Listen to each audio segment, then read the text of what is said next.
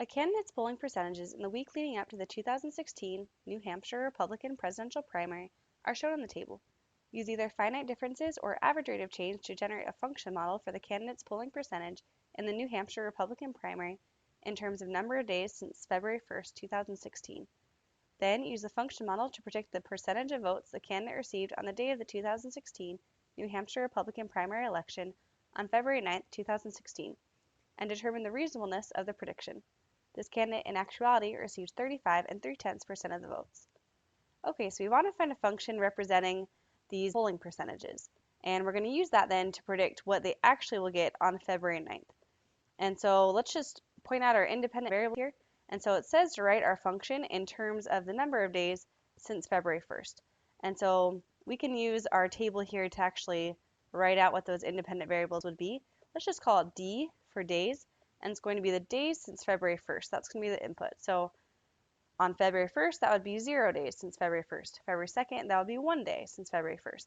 February 3rd, that would be 2 days, and so on. Now to actually find the function, then I'm just going to use the average rate of change since that's a little bit faster than doing finite differences. So to find the average rate of change, we're going to take the difference of the last and first dependent variables, and that will go in the numerator of our ratio. And so we'll have 34 minus 38.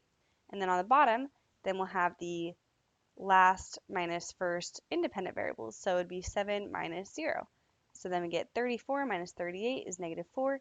7 minus 0 is 7. Dividing those, then we get negative 571. And then quite a few more decimal points, 4, 2, etc. And let's just go ahead and round it off there to the thousands. And so that will be our rate of change. And let's also make sure to call, the polling percentage, that's going to be our dependent variable. And let's just call that P for percentage and then of D, since that's our input.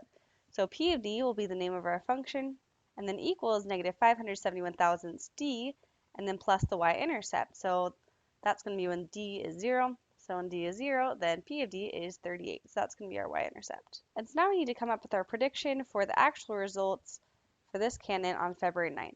And so on February 9th, that's going to be 8 days after February 1st, so that means D will be equal to 8.